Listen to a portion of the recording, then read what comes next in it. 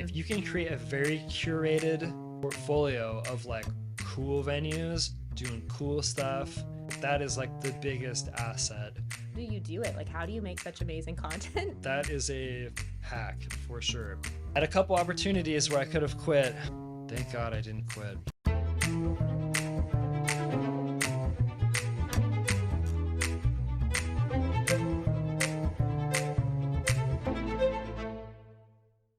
The following is a conversation I recently had with Tyler Varnell. Tyler is a saxophonist, DJ, MC located in Southern California who has been featured in magazines such as People Magazine and Sports Illustrated and performed for clients in venues such as Disneyland, Mercedes-Benz, Hotel Bel Air, Four Seasons, Ritz-Carlton, in addition to being hired by celebrity couples for their weddings.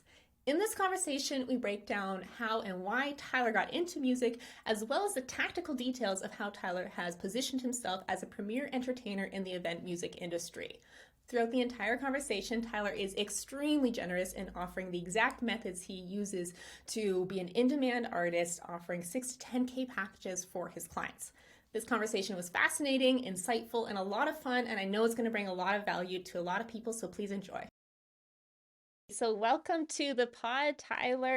Today we have Tyler Varnell on the podcast, and he is a saxophone player, MC, DJ in Southern California, and he has a really interesting story and a really cool business and brand. I'm really excited to dive into more about how he built all this. And yeah, so thanks so much for being on the pod, Tyler. Yeah, you got it. Thanks, Allison. No problem. So let's just start at the beginning, I suppose. I'm curious, when and how did you get started in the luxury event music business? Good question. Gosh, I guess it's a long journey, a long winding tale. Right. Yeah, well, I started in music in elementary school and just got into it, playing the recorder, just jamming out. Fourth grade, and then got into band. I was a band kid all through elementary school, middle school, high school. Started getting into all-star bands and stuff like that, and realized, man, I really like this. I'm kind of good at it. Got a scholarship to perform with the Pepperdine University Jazz Band for all 4 years. So went and did that, learned a ton. Was going to major in music and switch to finance. Would I guess it's a math music dual brain thing, but Right. the numbers work for me. So um, yeah, I ended up doing that. Didn't really pursue music for, I don't know, 5 or 6 years out of college, something like that. Did a variety of stuff. And then just made a huge like mid 20s crisis decision to like totally abandon all the other stuff I was doing and pursue music. I suppose I can dive into more of that later, but uh, yeah, I'm so glad that I made the jump and somehow found a way. And yeah. Amazing. Okay. I never knew that or would have guessed that. So you started out studying finance then, and that's what you majored in, I guess? Yeah, so I majored in Okay. finance and minored in Spanish, Okay. and did a lot of music stuff. But it ended up being a much more classically focused kind of Hmm. music program. The jazz band was great. That was fun. I studied with an amazing instructor, Brian Scanlon, who he's performed with the Tonight Show, Gordon Goodwin's Big Fat Band. If you're familiar with them, they're like the huge, jazz band. So he was great in building up more of the music stuff for me. But yeah, I when I graduated, I had no idea what to do. I actually did pre-commercial logging for a summer, just out in the middle of the forest cutting down trees. So Oh, that wow. was fun. And then yeah, did some tutoring stuff, some music lesson stuff, and then I got a job doing a working for a startup incubator. That's where I started using more of my finance stuff. It was basically like Shark Tank. We had startup companies come in and present to a group of investors. Then from there, I went on and did commercial real estate and did a lot of analysis for that, financial analysis, and just had this inkling in me like, oh, like this is cool. Like I like math and I like finance and real estate, but I've kind of like not really been doing music very much. I just had like this turning point where I had to decide, do I want the next 5 years to keep going in this direction, or do I want to totally pivot and just go after music? Because if I don't do it now, I'll never know what could have been. And I got a really good job offer from this company. The the head of it's actually a bass player. That's how we met, and they do all this really cool, fancy financial real estate stuff. And they had two spots open. They offered me the higher position and an immediate pay bump, and I called them back and I declined it. And I said I'm gonna pursue music instead. And they're like, "Are you sure? Like, are you okay?" And so yeah, huge pivot, and had no idea what I was doing. Um, Kind of just I basically quit my job and just did contract work for them, and kind of like that slowly went down as the music slowly went up. So it was a really smooth transition. Uh, well, it wasn't really. It helped smooth out the transition, Right. but yeah. So that's all the lead up till making the jump.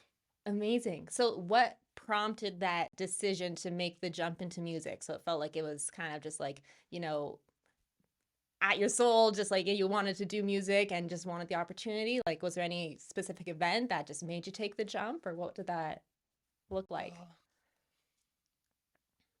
Uh, uh, I know a lot of my friends who do music part time. They have a full time job, and uh, they're always griping about it. And I was the same. Well, I don't know. I was conflicted because I really enjoyed like the analysis. I like that stuff. I think that's helped me to build a strong music business. Mm-hmm. But I just kind of felt like I was dying inside Oh, as well. mm-hmm. And so part of that I think may have been the culture that kind of goes with that business. It's very hardcore. Like I was working till 8, 9, 10, 12, sometimes into the early morning, just crunching out numbers. Mm-hmm. And that was like really tough for me and my wife, Courtney.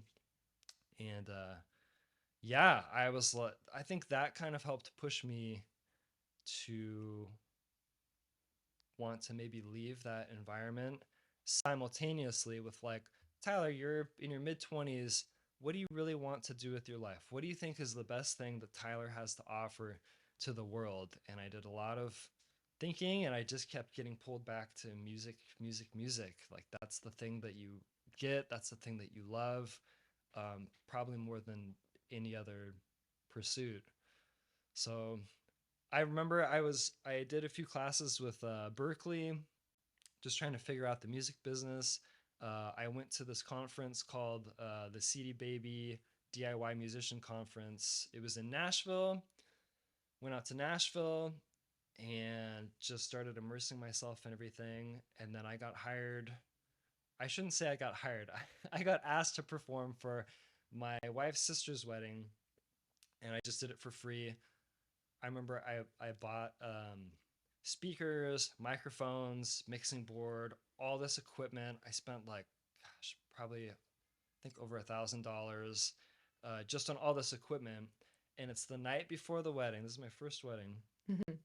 and it was probably like 1 or 2 in the morning, and I was the only one up, and I had to do all the music tomorrow. I'm doing all the music Wow. um, for the ceremony and the cocktail hour, and then they had like a jazz band for the evening.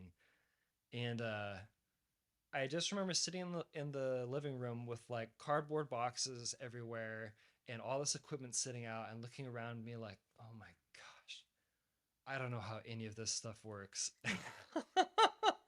Oh no. And then somehow, the next, I had just stayed up late enough to figure it all out, and then the next day went ahead and did it, and it was really fun. And then um, I started playing in bars and stuff with a few bands, as a sax player, keyboard player, and I was getting paid maybe $50, maybe $100 was a good night. And then after I had this one wedding under my belt, I got some video from it, and then um, put that out on the internet and got hired for a couple other weddings, and it was immediately like $250, $300, $400, and I was like, okay, wow, that's like six times, eight times more than the $50 bar gigs I've been doing, Wow. and I just kind of followed that, and then Hmm. 7 years later, yeah, I've built a big, cool, fun music business where I'm DJing, emceeing, playing saxophone, playing piano, doing all the sound, a lot of sound now, Hmm. and all the lighting. And it's like a big, fun business. I'm hiring out other musicians. Um, but that was the humble beginnings of, yeah, not knowing what I was doing and being scared that no one would hire me to do the thing that I love to do most, and that Hmm. I'd fail at what I feel like I'm best at. And I think that's something that all musicians and all artists are afraid to pursue, because it's like, this is the best I got, world. Like, this is my music, this is my talent, this is the very best of me, the best I have to offer. And if it's not enough, it's like your best wasn't enough. No one liked Right. your best. Scary. But Right. kept going, and here we are. Amazing. Wow. So, okay, there's a lot I want to dive into there. So, I'm sounds like when you were starting out, how much did the doubt play into it? Like, when did you start feeling like, okay, this is starting to have some frick, like I'm starting to get some traction with what I'm doing? Like, how long was that season of just unsure of how your music, your talent was going to be, most valued and, work in terms of a business? Yeah, I would say I left my job in the summer. Hmm. Was just doing contract work for them. They would just send me like, "Hey, do you want to do this analysis?" And it'd take me a couple of days, and I'd say Hmm. yes or no, and they'd Hmm. pay me a flat rate. So that was really helpful, because Hmm. while I was doing that, I was doing the classes with Berkeley, reading a lot. Another really good resource was Ari's Take by Ari Herstand. I don't know if you're familiar. He um he's like a journalist, musician guy. He wrote this book called The New Music Business. Mm. Um, and it was really good. I subscribed to his thing and was reading that. I remember I subscribed to The Startup Musician by Brandon Shaw. He's a bass player out in LA. Hmm. Really funny. And so that was fun, because I got to kind of, it felt like I was hanging out with other people who were trying to figure this out, listening to the Hmm. podcasts, reading their articles and blog Hmm. posts and stuff. So I basically did that kind of stuff for about a year.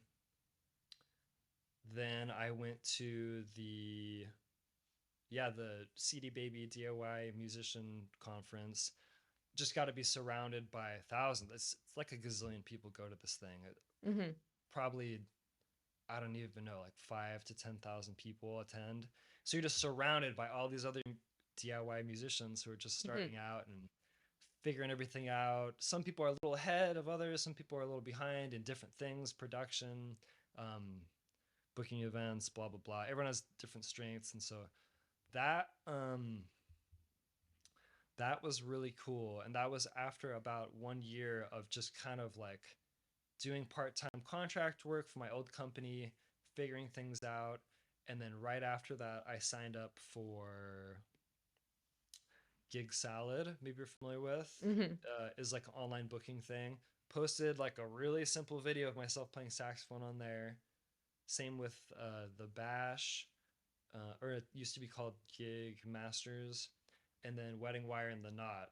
I signed Hmm. up for those over the course of a few months, and then once I was out there and my videos were out there, that's when like people started sending inquiries. So it was a year of like basically nothing. Hmm. Um, and then once I did that, I would say it took about 6 months to go from no bookings to I stopped accepting contract work for my old Wow. company. Um, so yeah, 12 months of figuring it out. Hmm. What the heck am I gonna do? And then I launched, and then it probably took about 6, 7 months, and then I just stopped accepting the contract work and had enough music to keep it going. That's amazing. So it sounds like it was, that season of figuring it out, you're able to push through the doubts that you were having. I think you can correct me if this isn't quite right, but it sounds like the environments you put yourself in, like being in environments where you're able to learn and see others doing it, and also just listening to the market and seeing like, hey, I'm getting, paid more here. Let's follow this trail. And Yeah. so would you say that the environment was an important part and just being having that learning attitude? Yeah. Yeah. I Mm-hmm. mean, I think, um, yeah, I mean, that one year when I was just figuring things out, I think I did maybe 10 bar gigs for 50 Mm-hmm. bucks in 12 months, which is not very much. Right. I helped record on one thing. Um, so that was a little bit, but I hadn't really launched. I was just, you know, dabbling around, playing Right. with friends. I think I could have kept doing that for a long time if I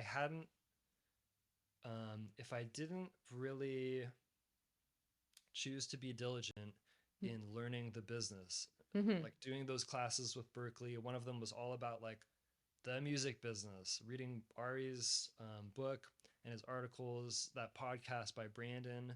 I'm imagining like other musicians listening to your podcasts um, and other podcasts. Like if I didn't dive in and just immerse myself in all these resources, I could still just be doing the $50 bar gig thing. I Right. think by immersing myself and dedicating myself to learning and improving, it gave me like a bigger picture, a bigger perspective. So I would say, yeah, the environment of hanging around people was good, but Mm-hmm. the difference maker was also like privately just being diligent and learning Mm-hmm. and reading article. I'd have tab after tab after tab all open of, well, what are uh, what's the difference between gosh, I probably can't even get it right. The copyrights and rights for the songwriter versus Mm. the recording, all that stuff. Um, there's so many things to learn, and I have tabbed so many tabs open. Mm-hmm. Um, yeah, if you never learn anything different, your understanding will remain the same, and you'll probably stay where you are. You know, That's good. That should be a t-shirt right there. That's a quotable one. If you never learn anything different, your understanding will stay where it is. Okay, that's so cool. And I'm also curious, and sorry for the pun, but how instrumental would you say it was that you were in like the startup environment and finance space? Like how did that help form your understanding of how business works and how you want to make your own music business? Would you say that was helpful or a part of what helped you like become what you are today? yeah, I think I've always been drawn to kind of entrepreneurial stuff. Mm-hmm. I love Shark Tank. I really enjoyed that first job, seeing all these companies present Mm-hmm. and try to get funding. Right. I love analysis. I am a spreadsheet guy, so my whole business has been run on like a gazillion Google spreadsheets. Nice. Um, and I think that if you want to be successful in doing high end events, luxury weddings, doing the big stuff, being organized is paramount. I think Mm. sometimes us artists get kind of categorized as like loosey goosey and unorganized and disheveled and not really on it. But if you're the kind of person who is good at music and can be on it, if you're both, that is a huge asset. And so I Mhm. I think that all of uh, yeah, I think like education, my first jobs, really getting good at being organized and numbers and all that. Yeah, Mhm. I don't think I'd have the same success if I didn't have those. 100%. And yeah, I noticed that too because I used to tell myself like, "Oh, like you're not organized or good at this or that." But it's like musicians like innately have a lot of like creative ability and the ability to, understand big pictures and zoom in just by the nature of Sure. studying music and more the math side. I think just tapping into that and realizing that, making systems and being organized is often a creative process and like needs both sides of your brain as a musician. So Yeah. yeah, like I definitely noticed that it's a belief thing that I think a lot of musicians could be good at, but maybe perhaps choose not to. But I don't know. What do you think? Do you think that it's a unique thing to be interested in the spreadsheets and being organized, or do you think it's more of a belief thing? Um, uh, well, it's I'm naturally kind of hardwired that way. So Right, right. I'm thinking of people who in fact, I have other friends who, the, it's a husband wife thing. The husband's great piano player, amazing piano Hmm. player. His name's Jeremy Weinglass. He used to play in LA and then he moved out to Florida, and he's great. I used to book him for events where I was already booked. He was kind of part of my um, associate team of musicians that I'd book out. Hmm. And his wife does all of the contract stuff, all the email stuff. She's like that half of the brain, and he's like the other half of the Right, brain. right. So that can work too if you Hmm. kind of have a friend or someone Mm. close to you or a significant other that kind of does that. Right. Um, that can be real helpful too. But you know, I mean, there's not that big of a difference between like not being able to get very many gigs that pay well versus getting, quite a bit. It's really Hmm. just like, are you organized? Are you on top of it? Are you hireable?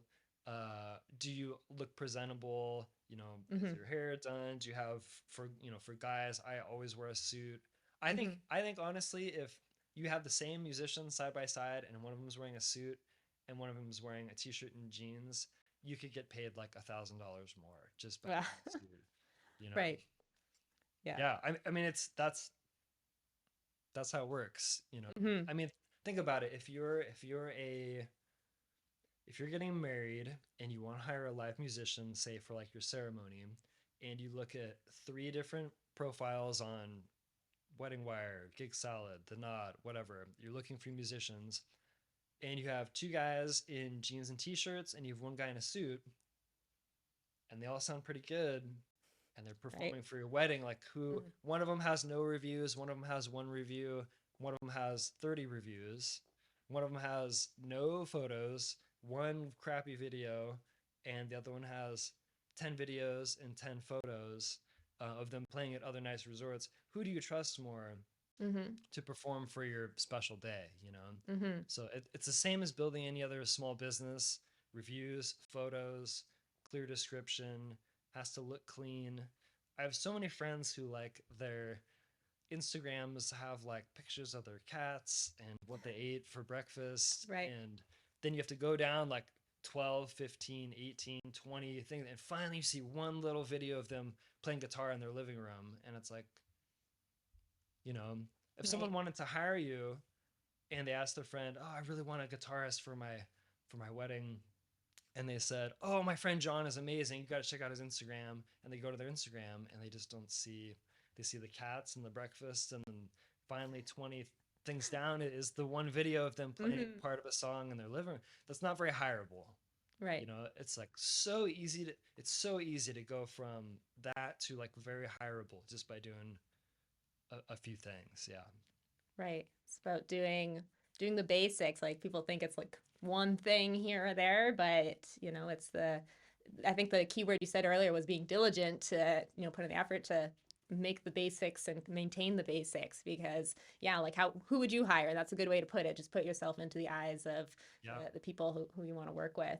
So I love that. So I'd love to hear more about like where you are now, because some things that you've kind of mentioned a little bit are surprising. I don't know much about. Like you're saying, you have some associate musicians. So if you don't mind, just for I think our audience would be really curious. How does your business model work right now? What's your offer for those listening who don't understand? Yeah, just if you can just briefly describe how your Yeah. your business works, that'd be awesome, and where you're at now. Yeah, I probably should have started with that. No, it's all good. I'm the one You had taking the us build all up. over here. Yeah, so my specialty is performing on saxophone, Right. piano, and DJ emceeing. For a while I just did saxophone and piano, Hmm. and I worked with a bunch of different DJs. Um, and I kind of, as I went to more and more weddings and performed for this more and more, I just kind of realized I think I can just learn how to DJ, and I think it would be a better overall experience. Because Hmm. sometimes I would have difficulties where it's like, hey, they want me to perform here, and the DJ would be like, oh no, they don't. And I'd be like, no, yeah, they hired me to do this. Or Hmm. I'd send a DJ like, here's a custom track I made for their first dance, and they'd play Hmm. like the wrong recording, and that Mm. more and more things were like, if I can just do this myself, um, I think it'd be a better overall experience for everybody. So yeah, started DJing and emceeing maybe halfway through the journey, so like Mm. 4 years ago, and that's my main thing now. Is people will hire me if I'd say I have about 80% weddings is what I do. I used to do maybe 65 events a year, and now I think I'm at 40. I've tried to do bigger events, but less of them. So yeah, for weddings, I'll play usually piano for the ceremony. It's very timeless, romantic, um, good vibes. And then I'll play saxophone during cocktail hour. Is upbeat, fun. I do top 40 covers. I do some tropical house stuff. Um, yeah, Bruno Mars, Dua Lipa, Ed Sheeran, all the stuff. Have really high quality backing tracks that I perform to, so it's not the crappy karaoke thing. It sounds really clean. Provide all the sound for that, all the microphones for the officiant during the wedding, for the vows. Um, and then for the reception, I DJ MC the whole thing. So I'm out there, welcome everybody, getting everyone excited. And then I'll jump out on saxophone, perform for their first dance, parent dances. And probably the thing I'm known for most is during dancing, I'll be DJing in the booth and then I'll step out on the dance floor on saxophone and interact with everyone. Everything's wireless. That's another thing. People could probably raise their price like at least 1,000 if they just go wireless as well. Um, versus sitting in a chair or being in the corner, the wireless roaming musician thing, that is a that's another big tip. The hit. Yeah. Especially out on the dance floor. If you're that kind of person, I have another buddy in he's in New Jersey. Well, he's actually out in California this month hanging out, but he's based in New Jersey. His name's Jason Nelson. He goes by the Essential Jason Nelson. He also plays saxophone, and he reached out to me probably about halfway through my journey and was like, dude, I see what you're doing. I want to do the same thing. So I kind of helped him in the beginning, and he just has taken off running. He's done amazing things since then. All credit to him. I just maybe gave him a couple pointers. Mm-hmm. But his thing is he's a high energy, fun, wild dude. So he like only does the saxophone on the dance floor thing, and he Mm-hmm. amps it up and gets on table. Well, we both get on tables, but he probably does it a few more times per Right, night. right. And yeah, so that's kind of like the breadth of what I do. Um, and I've kind of really developed into doing more of the high end luxury weddings that are, sometimes people are paying a quarter million, $500,000 for their wedding, and it's at the Ritz or Four Seasons. I did a few weddings last year in Mexico, two in Cabo, and then, or sorry, one in Cabo, and then two about an hour north of Cabo in Todos Santos. And yeah, I've gotten to see a lot of really cool couples, some celebrity couples. One of the weddings that I did was featured in People Magazine and Sports Illustrated. So yeah, things have really grown quite a bit. But it's all still on that foundation of like just being on it, being organized and being on Mhm. top of it. And being an exciting entertainer helps too. Right.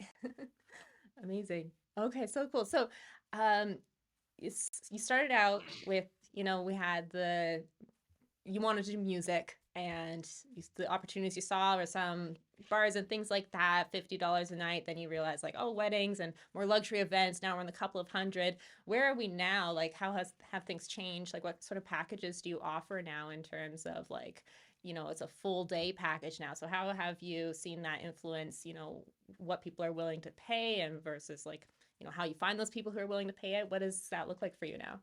Sure. For like pricing, you're saying. Yeah, yeah, exactly. Yeah, so a lot of times musicians are uncomfortable with pricing. I Right. know I have had to struggle with that. Hmm. Um, yeah, when I first started, it was 50, $100 for bar gigs with other bands. Hmm. Um, And then the first few weddings were maybe like 250 to 300 or 400. That would be for like a ceremony cocktail hour kind of thing. And then I started adding like the sound system for ceremony. And then I remember the first time I got asked to come do like a saxophone on the dance floor thing. I'd never done that.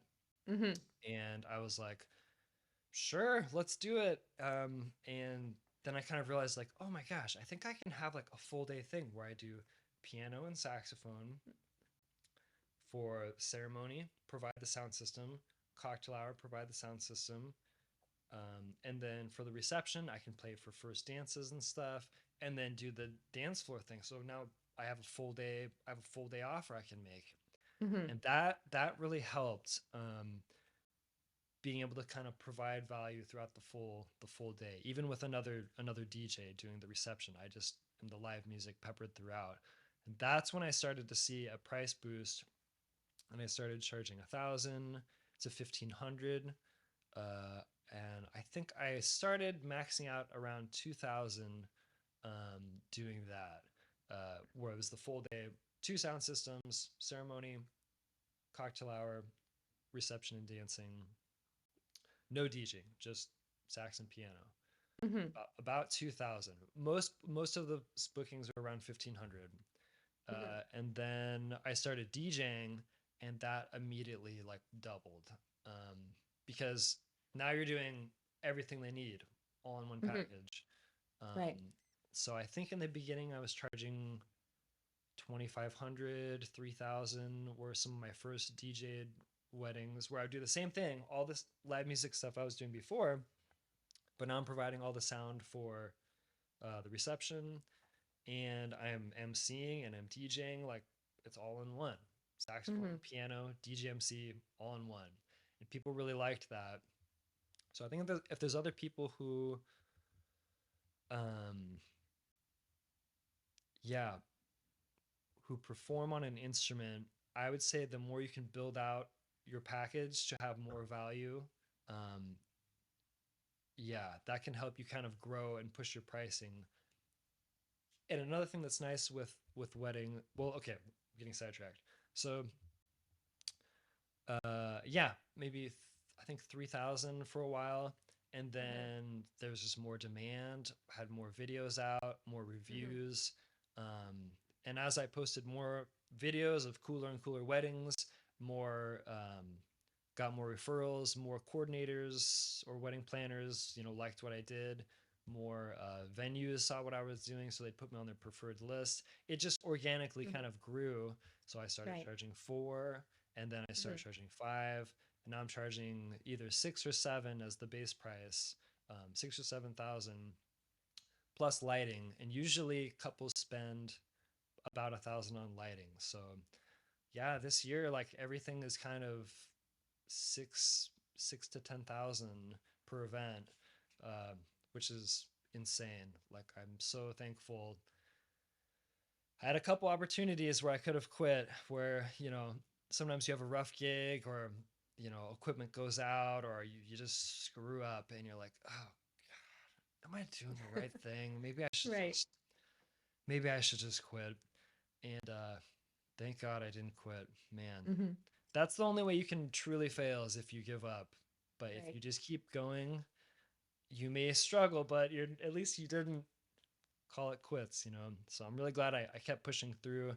That whole process took probably 7 years to get to where I am now. And I would say that's in line with about the top of what you can charge, at least in Southern California. It's pretty close to Mm-hmm. the ceiling for like a DJ live musician full day package. I don't know anyone Amazing. who's charging over 10 really for that. Yeah. Well, no, that's amazing. And like the offer makes so much sense because, the clients are paying for these things anyways. And like you said, when you can, um, package things together, you can actually provide a more seamless experience. So it just makes sense for them, like, to allocate their entire entertainment budget to like one, company that's going to handle and make that experience better. And also you have your own unique selling propositions of course, like, with the saxophone. But, when it comes to their budget and how they're using their entertainment budget, it makes sense to incorporate the DJ. And I'm surprised I don't see more musicians adding it on. And when I talk to musicians about the idea, because I'm in the same camp, because my original event music business, like, I've thrown the idea out there, but by the time I moved, the people, I wasn't the one to actually learn to DJ or anything like that, so it's a bit harder. But with that said, how scary is it to jump into learning the tech, to making the investment into getting the gear? um, Yeah.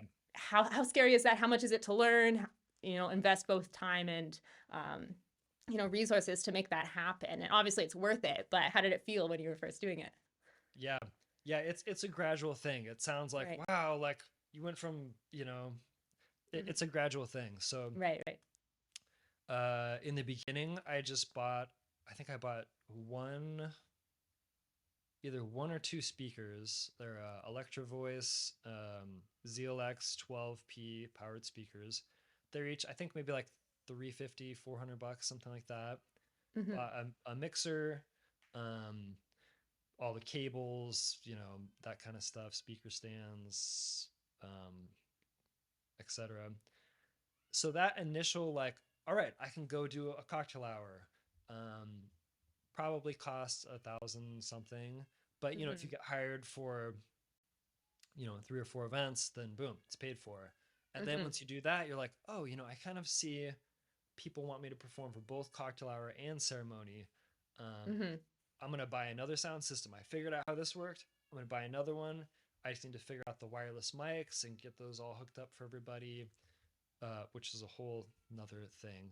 Wireless microphones can get tricky. And then there's another 1,500 bucks, 2,000 bucks, and you're like, oh, that's a bit of an investment. But Mm-hmm. the definition of a good investment is whatever you put in, you're gonna get more out. Mm-hmm. So if you spend $1,000 on new guitar pedals, are you going to get a return out of that versus if you spent $1,000 on, all right, I have like my own cocktail hour sound system that sounds great. Now I can be hired and I don't have to ask, oh, does the venue have a sound system? Is the DJ bringing a sound system? Mm-hmm. You can provide a new service and start building revenue. And then, yeah, once you kind of, I would say the DJ thing is not for everybody.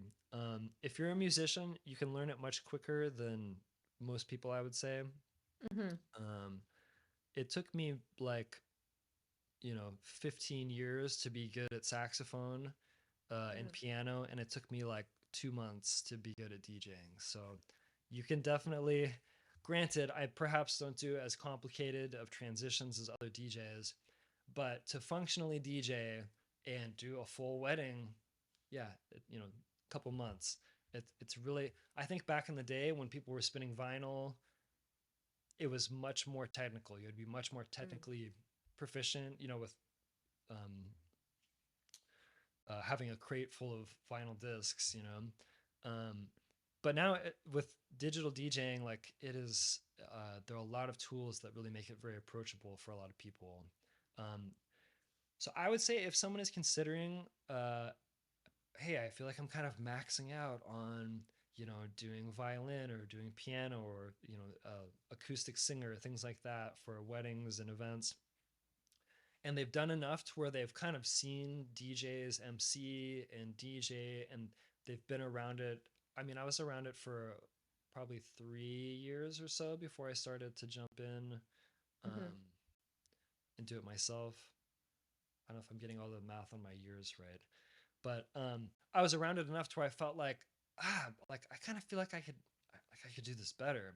Some DJs are really good, but some DJs were just absolutely terrible, and it detracted from the whole event, detracted from what I Mm-hmm. was trying to provide. Um, so yeah, if you wanted to do that, that would be a more significant investment. Uh, I would say as a stepping stone, if you have friends who DJ that are good at what they do, and they, most DJs I say are like kind of medium on collaborating with a musician. Some are, they are just not they don't do a very good job. Some do a fantastic job. If you have a DJ friend that is kind of more on this spectrum and gets the live music thing and is down to like make it all work in a really good way, that would be a perfect way to offer a full day package Hmm. without you having to like learn how to do the whole thing yourself. Right. Because it is a lot. You have to be good at public speaking. Um, yeah, and I mean, still for me to this day, I'll be playing piano for ceremony. I'll go play a saxophone for cocktail hour. I have to jump on the mic, announce everything, jump out, play saxophone, go back to the booth, play the next song, hand the mic off to, the father of the Right. bride who's making the Hmm. speech, and then go start dinner music. It's a lot, and then dancing, you're DJing out on the dance floor, back, your next song. So at that point, you need to be hiring an assistant. I usually have one if they're very good, sometimes two, that help facilitate all of that. So you can see it's gradual, like you're investing more and more. But yeah, I would say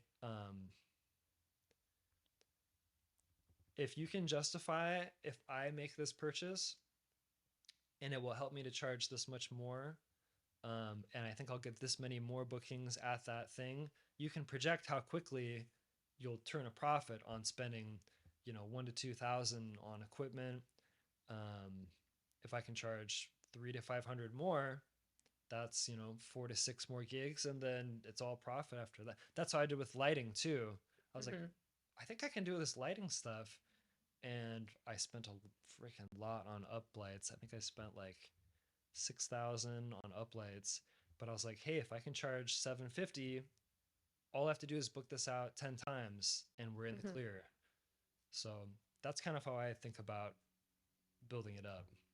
Right, right. No, that's a great filter to put it through when it comes to return on investment because, yeah, it's not the things that you would be buying anyways, like, your instrument that we tend to always stretch our budget for, but the things that actually make your offer longer and, better, those are great things that, when you can do the math of how it will pay out, that makes a lot of sense. So I'm curious, just, I know it's impossible to give an exact equation, but like, who do you think it would be the character traits or the type of musician that it would be good to learn how to DJ? Someone who's like, comfortable with tech or just interested, or what do you think's important? Because do you have to? Another thing I was wondering is like, did you learn it how to do it yourself, like how to DJ, like, or how much of it was figuring it out versus there's resources to learn. Yeah, I mean, you can just YouTube the heck out of it.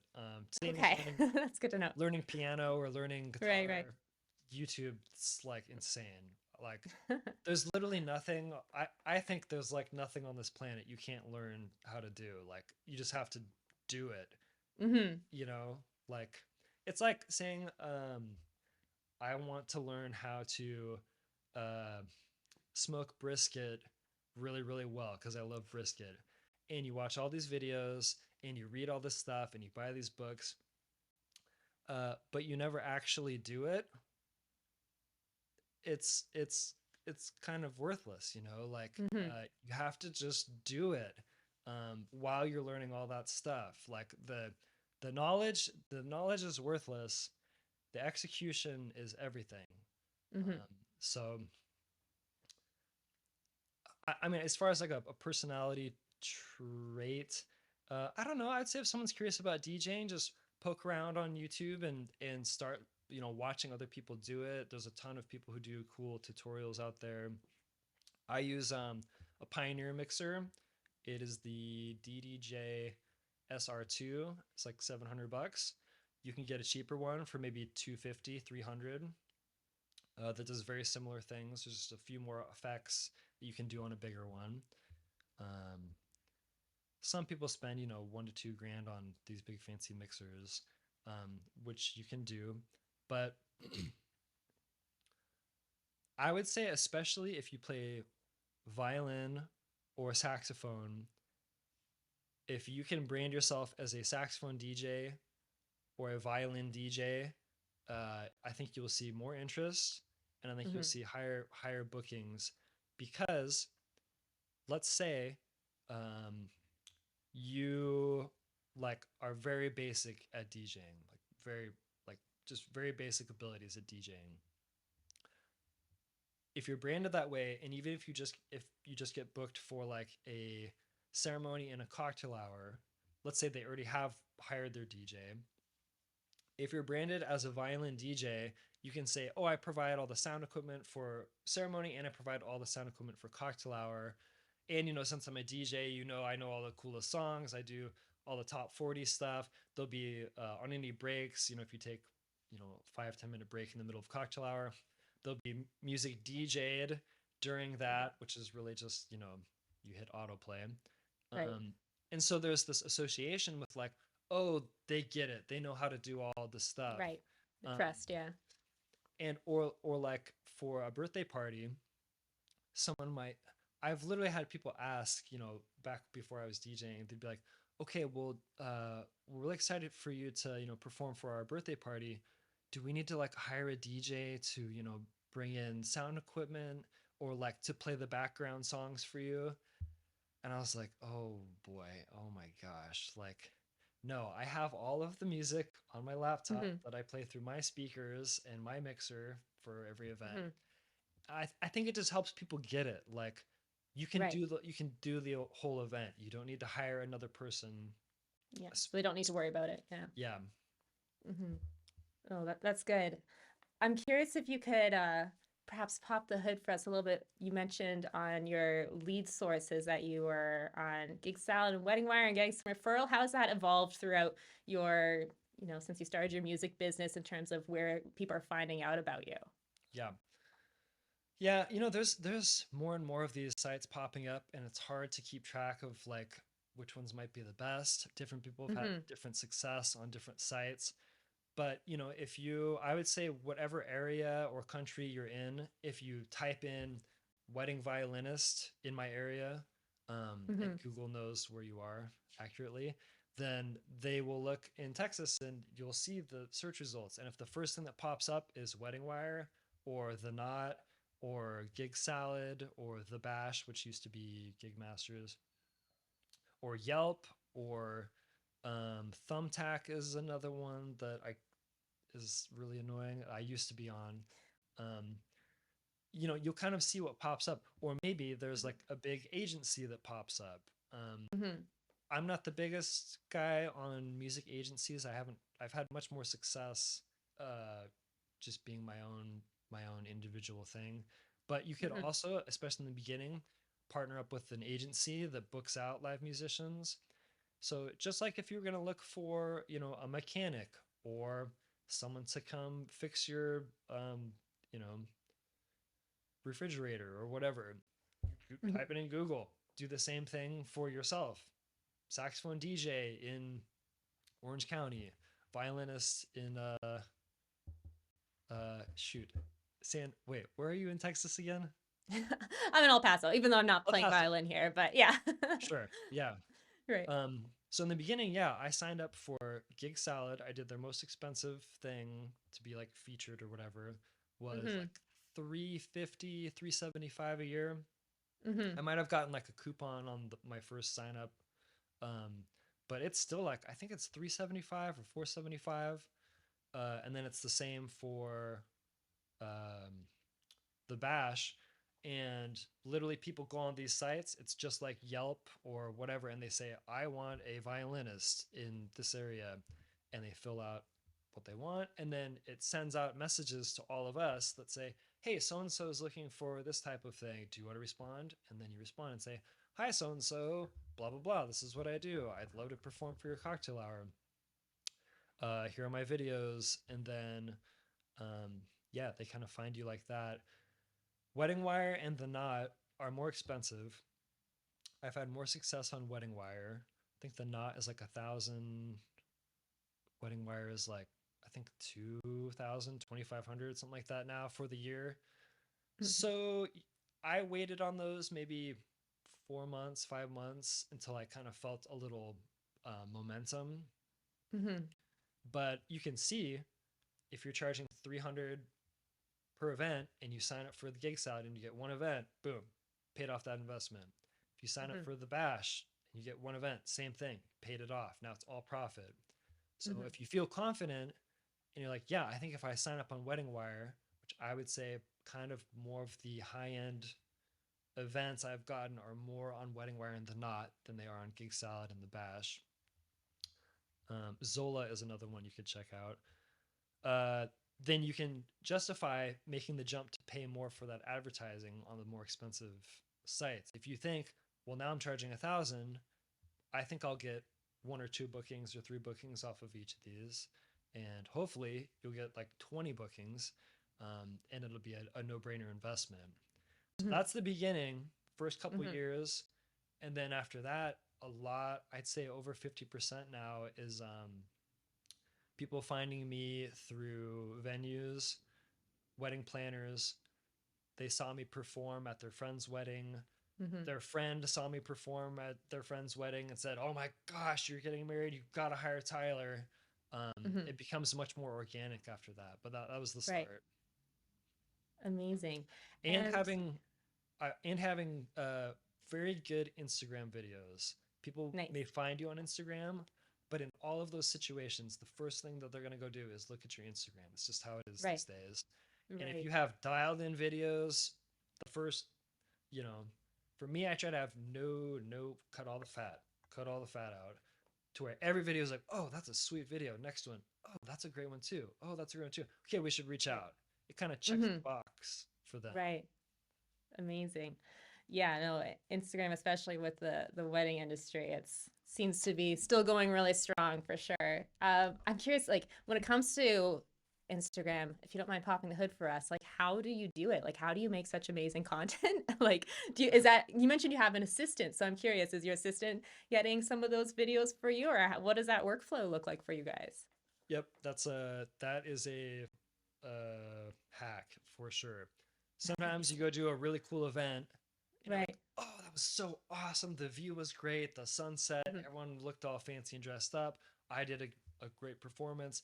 These people were dancing while I was performing. It was great. And you'll see a million phones around you all filming all this stuff, and you get tagged Mhm. in like nothing at the end of the night. Mm. It's just like Right. so annoying. I have little signs with my Instagram and the Mhm. um, QR code, the whole thing, Mhm. discreetly. It's done classy. It's not a Right, billboard, right. and Mhm. still you get tagged in like two things. You can go check the Right. bride and groom's stories afterwards and kind of see who got tagged in what, and just stalk everybody and get videos that Yeah. way. Mhm. You can either do like an Instagram recorder app, or you can reach out to them and say, "Oh my gosh, that was so fun at the wedding last night. Could you send me those videos? I would love to repost them." Mhm. Um, but the majority is pay your friend who is decent on a phone to just come and follow you around, put your phone in do not disturb mode or whatever. And or you can get one of those little Joby things, the little stand deals, and they can walk around and follow you. Mhm. And just pay them $50 and say, "Hey, I'm performing a wedding. Maybe you're getting paid $300 to $500. Budget it in to pay $50 for your friend to come hang out with you for 2 hours on a Saturday and just walk around and film you." And I would say a few best practices are, don't be super zoomed out, because if you look on Mhm. TikTok and you look on Instagram, everything is about like this. It's kind of like, chest up, waist up. Mhm. Maybe it's a full body, but it's not a huge landscape thing. I had some assistants who would come with me and they'd be like filming the waterfall and the sky, and then I'm way over there and I was like, "Hey, get over here. Like, you gotta like, you want to be Yeah. conscious of the guest experience, and you don't want to like." Right, right. But a lot of times there's someone standing there filming anyways, so just stand right next to them and film, um, Mhm. and focus on the performer primarily. Make sure you can see my face, and if there's people interacting, dancing, filming, vibing out, singing along, anything interactive that shows, if you think of it in a marketing perspective, here's the product and here's people enjoying the product. Mhm. That's what you're doing. Mm. It's like experiential videos. Like, this is what you will experience if you hire me. Here's me out on the dance floor. Everyone's jumping up and down. We're all jumping up and down together. Here's me at a Hmm. cocktail hour. People are sipping on drinks and dancing and singing along while I'm playing saxophone. If there's a really good view, make sure that you kind of stand, especially if you're wireless. Wireless is a really good thing to add, Uh-huh. especially for cocktail hour. Uh, Go stand with the huge view or the big cool flower wall or Hmm. the whatever the like eye-catching thing is there. Go Right. perform in front of it, you know, Hmm. and get people are taking a photo together, and you've kind of been vibing with them.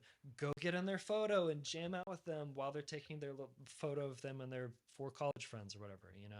All those little things where you show people experiencing and enjoying what you provide, especially with a cool backdrop. Yeah, it's worth the $50 to get 3 to 5 really cool videos from each event. Takes a little bit of effort to like go through those and narrow down and pick the best ones. But Hmm. if you can create a very curated Instagram or TikTok uh, portfolio of like cool venues doing cool stuff and have that really consistent, I think that is like the biggest asset. Mm. Because any again, no matter how they find you, they're gonna go to your Instagram, and Right. that's the box you got to check. And the cooler you can check that box, the more they're gonna want to hire you, and the more they're gonna want to pay. Amazing. Yeah, and thanks for so much for sharing those details. I knew there was something because it just looks so natural, but it's just like, back when I was doing this, I was like, it doesn't happen that easy to get a good video. It's like most of the time, it's like you have an incredible experience, and then you look at the video, you're like, it was better than that. So that's amazing for you to share some of your tips. And it seems like you're putting things through the filter of like, okay, how can I make a good shot? Because yeah, the way you put it is like, yeah, it is an asset to have that Instagram feed like look as cool as possible. And yeah, I just keep hearing this theme reoccur of like building an asset and like investing and investing that $50 to hire someone to make sure that you're getting those like videos that are an asset for you makes so much sense. When did you come up with that idea? Like it seemed like you recognized pretty early on how important video was. So when did you first start incorporating having someone do the videos for you?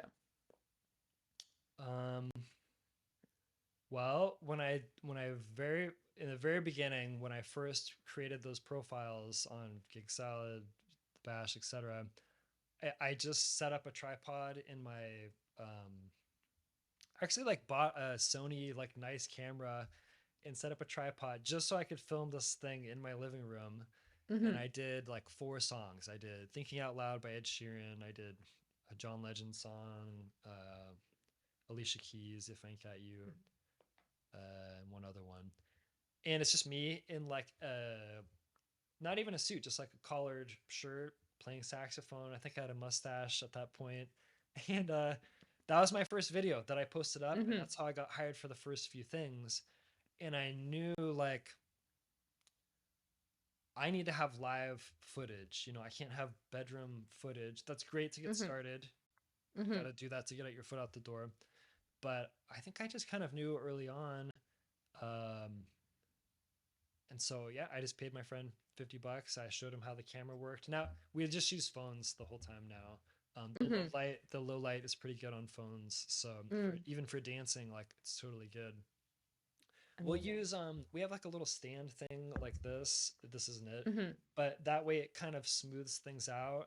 Some people use like gimbals, but the gimbal is uh it doesn't really add that much value, and it's sometimes hard for an assistant to use. If you just put this on a tripod just so that they're not going like this, it just Mm-hmm. keeps it smooth.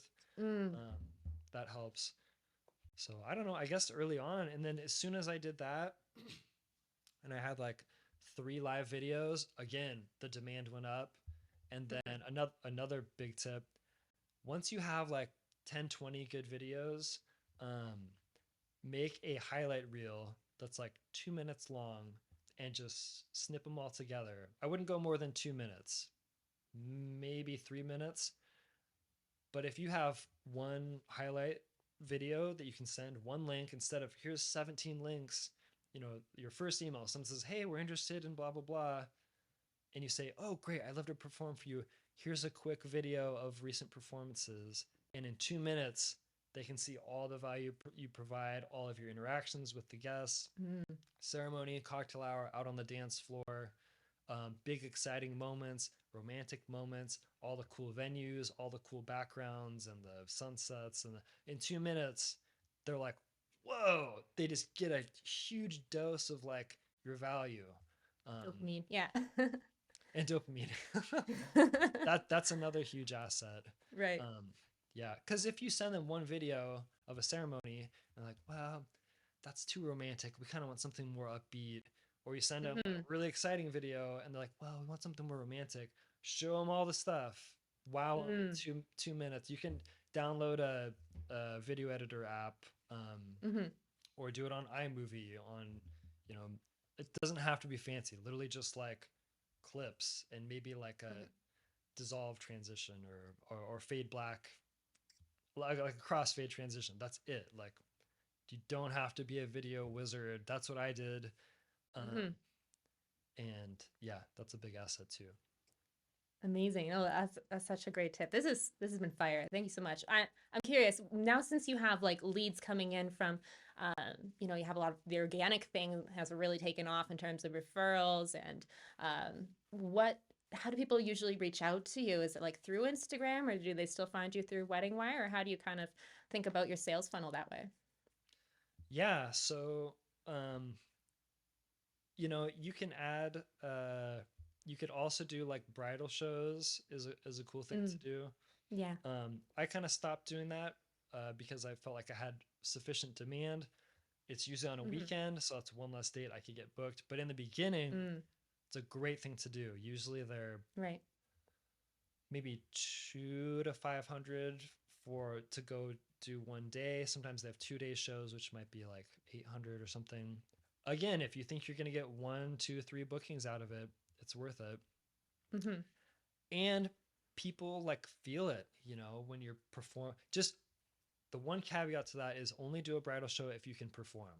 Maybe they have a Mm. fashion show, go perform when people are sitting down before the fashion show. You can sell it like this, say, hey, uh, wedding show design person, I would love to, sign up and be a vendor and have a booth. Um, but I would like to perform. Do you have a fashion show I could perform before and after the fashion show? It would provide a lot of value to your thing and make your event cool. And it would Hmm. provide a lot of value to you because everyone gets to see and experience your thing. And people feel it in a video, but people really feel it in person. Um, Hmm. so, all right, that was a side note. When the leads come in, yeah, sometimes it's Instagram, sometimes it's usually email, sometimes it's on the different sites. Um, that Yeah. Yeah, so from the various sources, when they reach out, they'll ask, hey, we referred from so and so, or they'll just say, are you available this date? Or sometimes they'll say, we love your videos, tell us more. Any of these questions. Now it is on you to reel in the fish. So Hmm. um, I feel like this is one of the things I'm strongest at is reeling in the fish. Uh, Usually, what I'll do, it's a little formulaic, but I'll say something very short about whatever I know about them. Oh, I've performed at your venue. It's beautiful. Love the waterfall. Whatever. Very short, one line. Yeah. Shows that I read what they wrote, right? Or like, Hmm. oh yeah, Kim and John's wedding was so fun. That was a blast. Would love to create a fun experience for yours as well. Something that just like is a little personal connection. Then I will Hmm. say, to give you a short background, my specialty is performing on saxophone, piano, and DJ emceeing all in one for luxury weddings and events. Recently performing at Disneyland, Ritz Carlton, Mercedes Benz, and Four Seasons. Um, that's my one line. Well, it's probably like three or four lines, but one sentence Hmm. like, Right. this is what I do. This is my value. It shows everything I provide, and it shows I've done it at cool events, cool venues. Hmm. Uh, then I give pricing. People usually don't know what else to ask. So they say, hey, tell us more info on pricing. And you don't want to avoid that question. The best way to describe your pricing is through a range. If you give a starting price, people are going to expect to pay that starting price. If you just give them the answer, uh, you don't you need more information. Like if you say, "Oh, everything I do is 500," and they're like, "Great, we want you for 10 hours, on the moon," they'd be like, Right. "Oh, I mean, did I say 500?" So a range is the best. I usually Hmm. say full day. What do I say? 2023 bookings for the saxophone plus piano plus DJMC full day package have ranged 6 to 10,000 based on lighting and travel. Period. Saxophone slash piano only bookings start at 3,500. So they have all their information on the pricing. Hmm. You've already told them how cool you are. You've already connected about whatever you want to connect on. Oh, I Right. would love to play that song. I know you requested that. Hmm. Reached out. I already know that song. Here's a video of me playing it. Hmm. You've done all that stuff. And then you say, if this sounds like a good fit, a few quick questions to complete your official quote. And then you say, what time, what's your date, what's your venue, how many guests are you expecting, what time will your ceremony start and reception end, um, what's your fiance's name, things like that. You don't want to overwhelm them with like a gazillion, but anything Hmm. you don't know, those are the things you need to find out. And then okay, Hmm. great, this is an hour from my house. It sounds like it's a normal 6 hour, 7 hour wedding.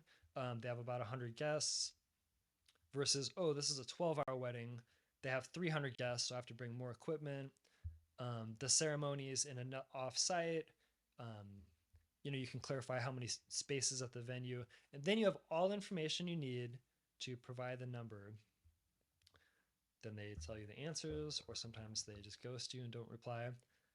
And then when they give you the answers, you say, okay, great, yeah, that sounds great, blah, blah, blah.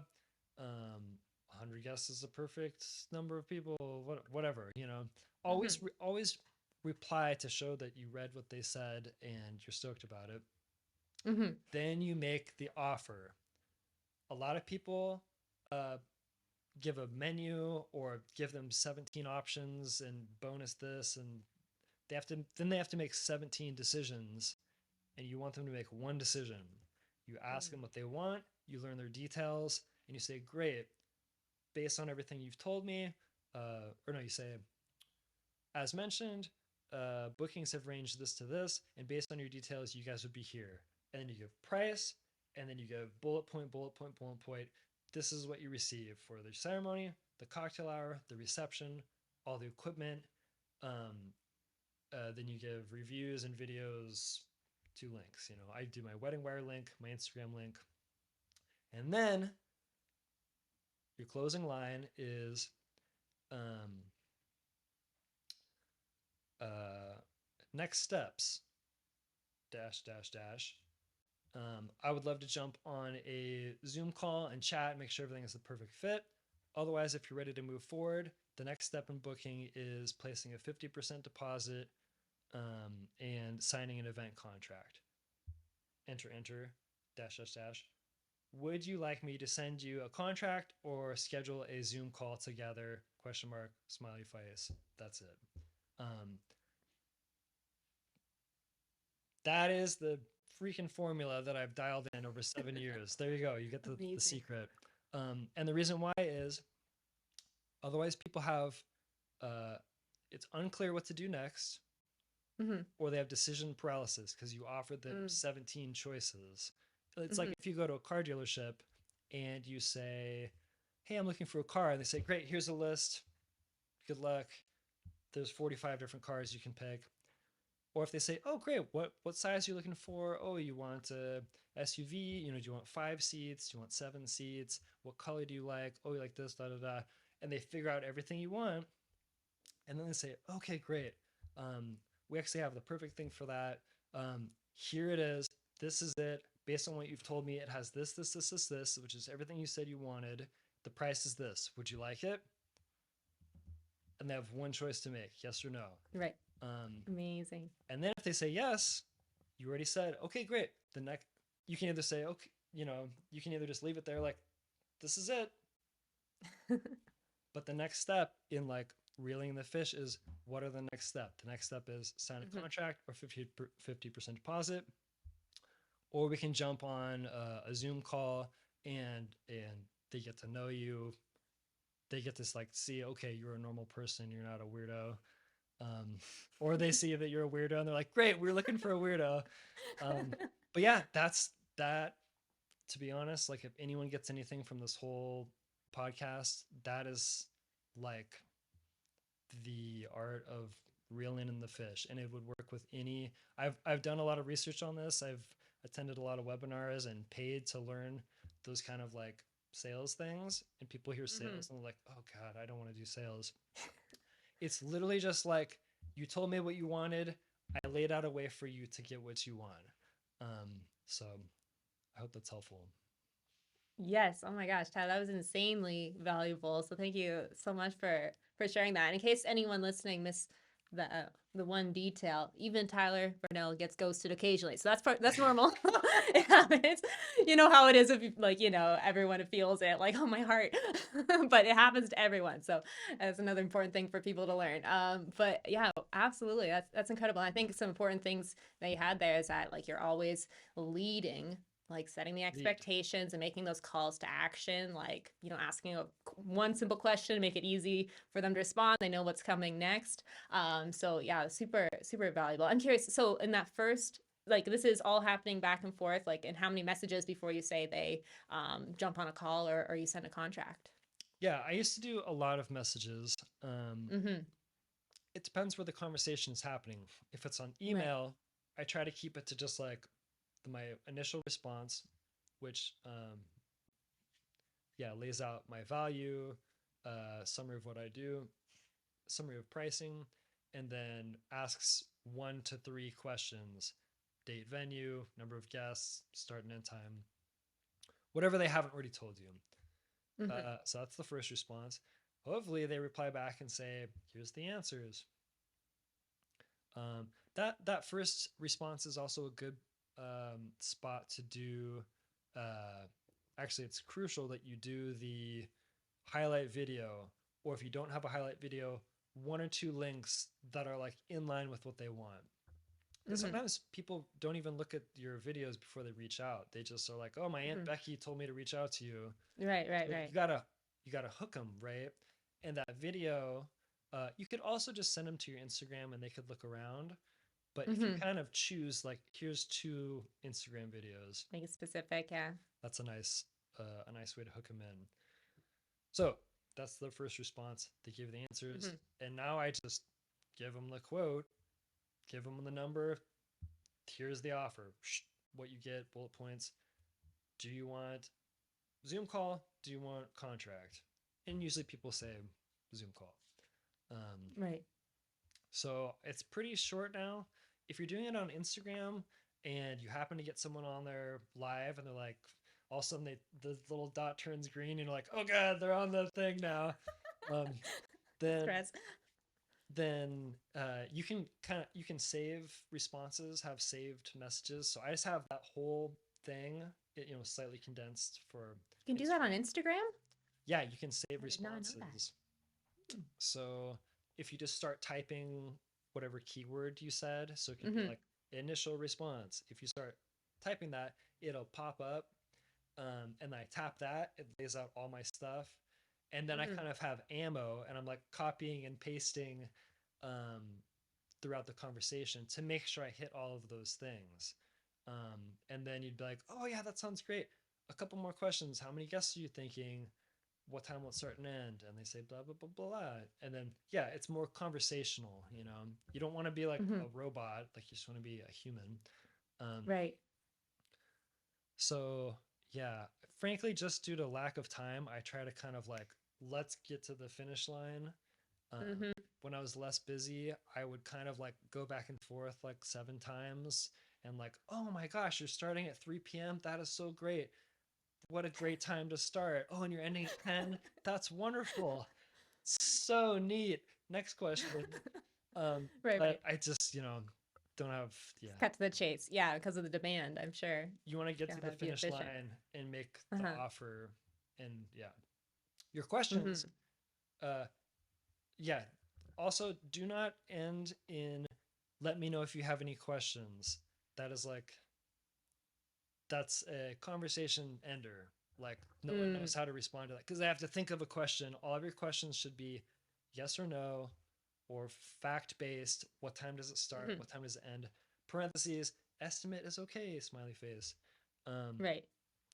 but if you do something uh, that does not have an obvious answer, like what song do you want for your first dance? Or what are you most excited about for your wedding? They have to think too much about like, oh Too God, we much don't effort. we don't know our first dance. I'm just gonna put this off and not reply. But if it's Mm, like, how many guests are you expecting roughly or whatever? mm-hmm. They're like, oh yeah, we're probably gonna have like 150, 160 guests. Boom, and they reply. Mm-hmm. So if you can get that first reply by having a low pressure, easy to answer question. And Um, reel them in from there. Also, I probably wouldn't say like, what is your budget? I probably wouldn't say like anything negative, like what are you worried about? Or it just seems to be facts. Like they should already know how many guests, they should already know Mm-hmm. their venue, they should already know their date. That way, all of a sudden, they're having a conversation with you. Um, yeah. That's amazing. Okay. Do we still have time for a few more questions? Let's do it. Yeah. Are Let's you do it. are you okay? Okay, because I remember we talked about time and I forgot it, but we'll wrap it up here soon. This has been insanely valuable again. Thank you so much. I'm Sure. curious, what other than musical talent, like what would you say is the number one skill that you've developed that's been most useful to you with your success? Hmm. Okay. Yeah, that's a good one. Um, hmm. Skill. Well, uh, one thing, I don't know if this is a skill, but I remember one thing that my band teacher taught me a long time ago. His name is John Grabowski, and Hmm. he is foundational to me developing an interest in music in high school. He was our band director, and he said, "If you mess up, just keep playing and act like nothing Good happened." lesson.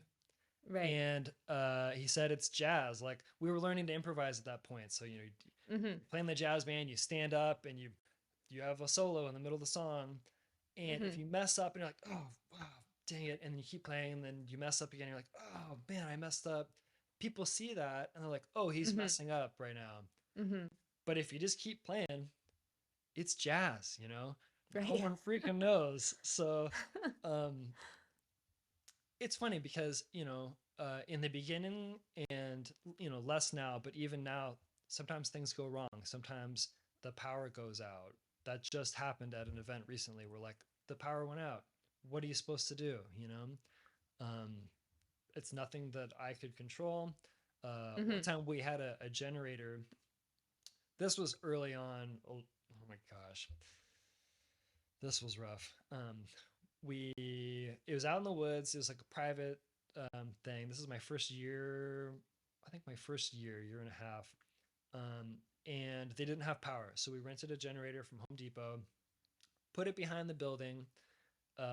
It was really really windy that day. And really Hmm. hot. So my reed kept drying out like immediately. Like anyone on the podcast who plays a reed Mm. instrument knows, like if it gets dry, it's going to be squeaky, it's going to be pitchy. So you have to keep the reed wet. And it was just drying out in like 3 seconds. So during the ceremony, I go behind the building to like kind of play a little bit and make sure it's warm. And I figure I'm behind this building, like no one's gonna be able to hear me. On the video, which my assistant was taking, you could hear me like warming up behind the building during the ceremony. It's really Hmm. bad. And then the generator goes out, just like, and no one can hear the officiant that we had mic'd up. The officiant is the person who performs the ceremony. Hmm. For anyone who doesn't know that, So no one can hear him now, and now he's like yelling for people to hear him. I'm trying to get the sound system set up uh, and back online, and we can't figure out how to like get this generator to get going. Like it's full of gas, it has enough oil, has enough oil or whatever. Um, and afterwards, we learned that the air valve was closed, so it didn't have air to get in, which created pressure to push the gasoline through. But this is all happening in real time, and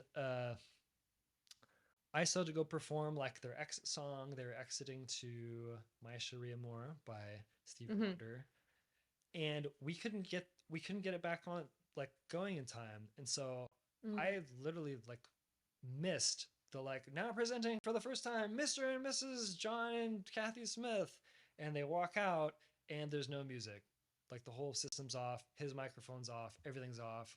It was like a huge fail. I was just dying inside. Oh. And then I had to go perform for cocktail hour after that. Uh-huh. So we already just screwed up the whole thing. Um, and I had to go perform. So I had a choice.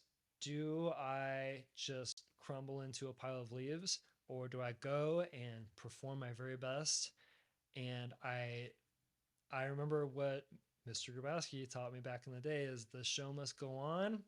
You just gotta flesh it and act like it didn't happen. And that kind of stuff will happen no matter Mm-hmm. where you try to go in any business, any venture, any entrepreneurial thing, any music thing. Stuff is gonna happen sometimes that you totally F up or that someone else does. And you gotta push through and persevere. Because if Mm-hmm. I would have thrown in the towel and quit on that day, there would have been value that people missed that day. They wouldn't get live music for their cocktail hour if I just called it quits. And if I we had a conversation on that drive home, me and my buddy Andrew. I was like, Andrew, I don't know if I can do this, man. And if I would have quit, I just think about all of the amazing experiences I've had with so many other couples and their families and their friends since then, like truly Mm-hmm. special, unforgettable moments. None of those would have happened. So I think Mm-hmm. perseverance, the ability to persevere, uh, will provide will provide reward. Mm-hmm. Amazing. Such an important lesson. And yeah, it's good to hear even coming from you that life happens, things go wrong, and yeah, the show must go on and to persevere on a lot of different levels is definitely gonna I think serve a lot of musicians to just know that lesson there. What's one piece of advice that you would give to your maybe your mid-20s self then before you were getting started if you could? Oh gosh. Oh man. Um. Oh, okay. I have something for this. I think. Um. I would say try to. It was really helpful for me to spend some time trying to figure out my big picture. Remember, I mentioned, it took me like a year to do anything. I was just learning, Mm-hmm. reading articles, doing the Berkeley stuff, just learning, performing bar Mm-hmm. gigs. But I never launched. I never like went after anything. Mm-hmm. And part of me was just afraid. Uh, so I just kept delaying. And after going to that conference, the DIY musician conference by CD Baby, that was like a huge encouragement. And so I Mm-hmm. launched after that. That kind of propelled me. But that 12 months I spent figuring out my why, like what am I supposed to do in this life? What is what is the best I have to offer? And that kind of developed my foundation for the whole thing, um, which is to love and to serve others through music by creating unforgettable experiences. So that is my I wrote that down. That is my thing. Uh-huh. My mission is to love and serve others through music by creating unforgettable experiences. And that has helped in a lot of things. It's helped me kind of like Mm-hmm. do what I do. But uh there'll be challenging times that come up where things are tough. And if you can go back to, well, my mission is to love and serve others through music, it kind of Mm-hmm. regrounds you. Or if you start getting good at things and you're getting hired for fancier and fancier stuff, and you get partnered up with I DJ pretty much all the things I do these days, but sometimes they already hired a DJ, or they have fancy DJ, um, Mm-hmm. whatever. Not that I'm not a fancy DJ, but they have someone else. Um, Right, right. and you can get egos involved, and everyone wants to be the cool guy. And if you can revert back to, what is my mission? My Mm-hmm. mission is to love and serve others through music. It kind of takes the ego out of it. Any Mm-hmm. situation where things get tough, or you know that has regrounded me to, like, hey, like, it's okay if, like, this DJ guy wants to be the cool guy. Like, I'm here to love and serve others. Like, that's cool. Like, I just want to create unforgettable moments for people. That's my mission. So I'd say Mm-hmm. figuring out your why and writing it down, Mm-hmm. and you can revise it over Mm-hmm. time. That will be like your grounding thing. Or for burnout too, sometimes you're like, God, I did 3 weekends, 3 weddings this weekend, and I have 2 next weekend, and I'm just exhausted. um, it can push you to a place of where, like, man, I'm over this. Like, you might think, well, it's whatever, it's another wedding, it's not really that special, I don't really care, whatever. And it has been such a uh, antidote to that, of like, my mission isn't to do a million weddings, my mission isn't to make $1 million. um, my mission is to love and serve others through music by creating unforgettable experiences on their big day. And so I just can't freaking help it, but I obsess over every wedding to make it as perfect and amazing as possible, Wow. because I see the Mm-hmm. smiles on people's faces. I receive the emails afterwards of, like, oh my gosh, thank you so much. We had no idea it was going to be that cool. You totally made that whole thing with me and my dad for our father daughter dance. All that stuff just makes it so worth it and reinforces the Mm-hmm. bottom line of, like, why you're doing it. So that yeah, set the foundation. That's so good. No, that was so beautiful. Got me tearing up. No, that's having a mission and a why to fall back on in the hard times to keep you through. And to also just like know where you're going and why you're doing it. That's so important. I love that a lot. Okay, Tyler, this has been absolutely phenomenal. Thank you so much for your time. Where can people find out about you? What's the best place for them to learn more about you? Sure. Yeah. If you want to see me doing some goofy stuff out on the dance floor on saxophone, um, Instagram is Tyler Varnell, just my name, TYLER VARNELL. Yeah, that's probably the best place to start. I do coach some people, as I mentioned. So if you have any questions, Allison is obviously a huge resource, and I'm sure she'll have, you know, already has a lot of other amazing artists for this podcast. Um, but yeah, if there's anything I can help with, I'm happy to help. So reach out, send me a message. I know the struggle of being a musician who's trying to make it or whatever. So Mm-hmm. it brings me a lot of joy to help other people find their path. Amazing. Yeah. So depending when you guys are listening to this, you got to reach out. Hopefully have some room for some mentees. This has been so incredible. Thank you so much, Tyler. Yeah, we should do it again sometime. I really appreciate you sharing everything that you did today. I know that everyone's going to get a ton of value from it. So thank you so much. Right on. Sounds good.